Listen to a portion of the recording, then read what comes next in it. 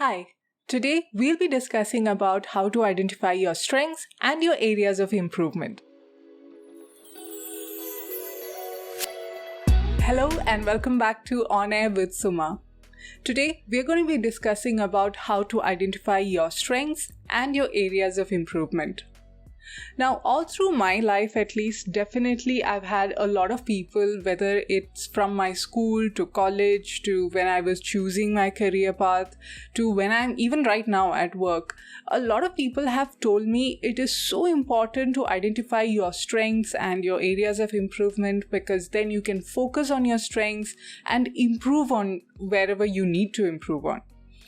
But what I was missing was the fact that very few people gave me any input on how to identify my strengths and areas of improvement. And that's exactly what I wanted to identify. I mean, that's really important, right? That's technically the first step. And there was very little information out there for me to actually understand how I can go about doing this. So I did some research, I spoke to some career counselors, I spoke to people in the industry who've worked their way up and try to understand how people actually go about doing this. So there are a couple of steps, in fact there are 6 steps which I put together, which I also use personally, and I feel that this will definitely help people out there as well. So I wanted to share this with you guys. Now, first step is to actually set some kind of context or a target. Meaning, what do I mean by a context or a target? Now, just having a list of what you're good at and what I can improve on is going to be meaningless, and in fact, it's not going to be usable anywhere unless and until you're going to compare with or compare it to something, right? So that is what I mean by a target. Now, let's take an example. Let's say I decide that I want to be a photographer. Now, yes, I can actually hear my crew laughing out here, and that's okay, but we can always try something new, right? So, and to be a photographer, and if I were to list down, okay, what are the core skills that are required for me to be a photographer? One would be the technical know-how, the lights, the shadow, the camera, all those things, right? So that's one. 2 is eye for detail. Definitely, right? I mean, you would want to see what you're shooting, you would want to see beyond, or you would want to see the perspective. I'm not even sure if I'm using the right words here, all right? So that's 2. 3 would be about having that passion, that wantingness, that passion within you. That's so important. 4 would be creativity. And 5 would be the amount of patience and flexibility that you require. Now, for me to be a photographer, of course, I'm sure there are many skills that you would require, but these are just a few that I've given you as an example and I've listed out now. Now, once I have this listed out, the next step is to actually rate myself, right? So let's say that I have a scale of 0 to 5, 0 being really bad and 5 being really good. Now, once I have the scale in my mind, I would say, okay, so these are my 5 skills that I have listed down. Let me rate myself against each one of them. Now, going back to my example of being a photographer, the first one, technicality, I think I would rate myself somewhere between 0 and 1 out there. Definitely don't know how to operate the lights, and definitely I'm pretty sure that I'm not going to be able to operate a camera when that auto is off. Definitely not. So there you go with 1. 2 being eye for detail. With photography, I somehow think I would only say between 3 and 4. Maybe if it's my career, I would say with more confidence, but with photography, I'm not sure. I don't know why I never see the shadows that these guys seem to see. So there I would say maybe 3 and 4, between a 3 and 4, or maybe just a 3. Next one was creativity, something I'm more confident about. So I'd say 4 or between 4 and 5. Then let's say the next one is to do with eye for detail. Again, Oh, I think I already spoke about eye for detail. Clearly, I'm not going to be a photographer anytime soon. But so you get the picture, right? So you basically rate yourself against those skills that you have identified. Now that you've done this, remember that there is a chance of a certain bias coming in when you are rating yourself. Now, that brings us to the next step. This is about asking a friend or a colleague, depending on whatever it is that you've chosen, that you want to actually pursue. So it could be a friend who actually knows you over a long time, or a childhood friend. It could be someone who's worked with you very closely for quite some time. It could be someone who knows you quite well. Why I stress on someone who knows you quite well is because only someone who knows you that well would be able to gauge you when it comes to your passions and your interests and your skill sets. So that being the reason. So identify a couple of people like that and ask them now to rate you again in the same scale of between 0 and 5. Now, why this step? So we can be either super critical when it comes to judging ourselves, or we could be the other extreme as well. So what do I mean by super critical? Now, I did rate myself between a 0 and 1, and when it came to my technical know-how, when it came to photography, right? Maybe, who knows, my crew might actually think I'm a 2 or a 3, maybe, I don't know. But yes, I do hear them laughing around me, but that's okay.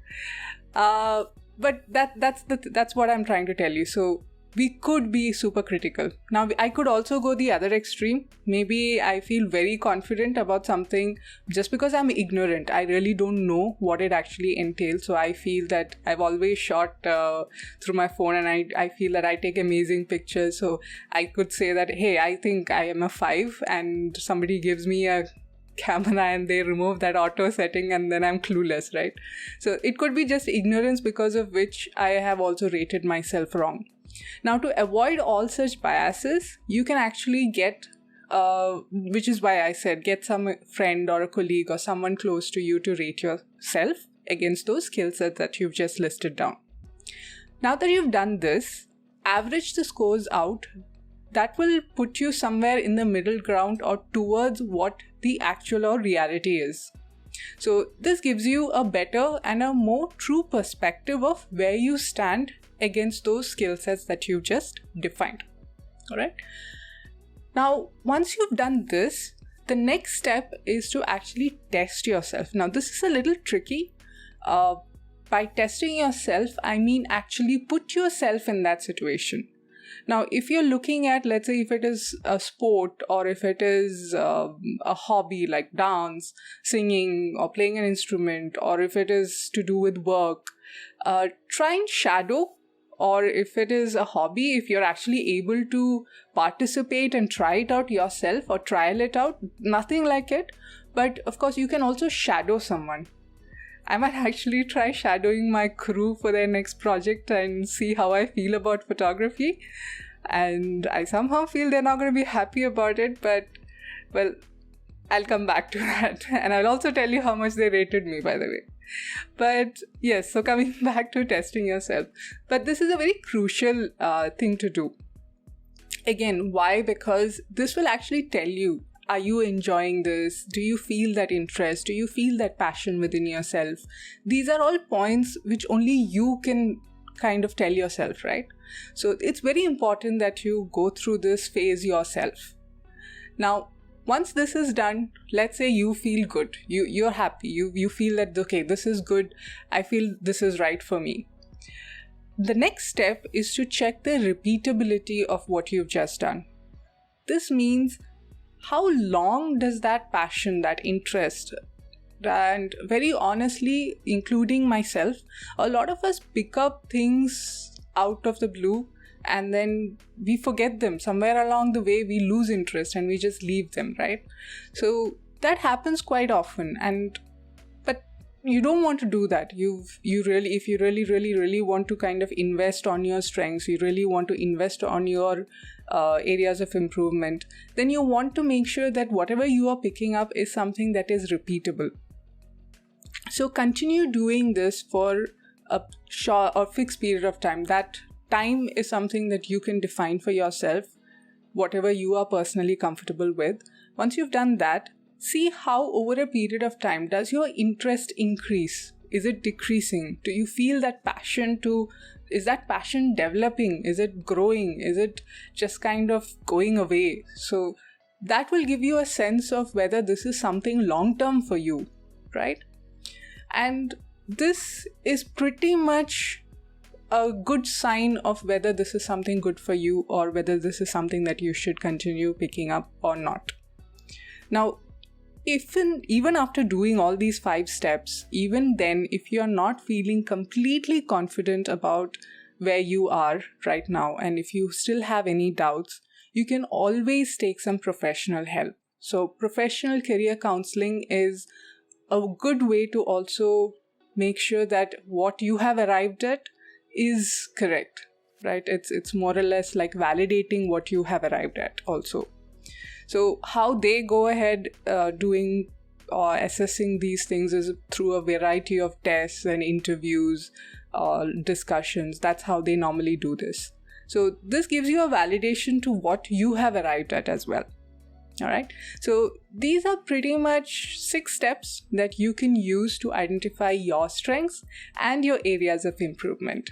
So do try them out. Let me know. Please do leave your comments below.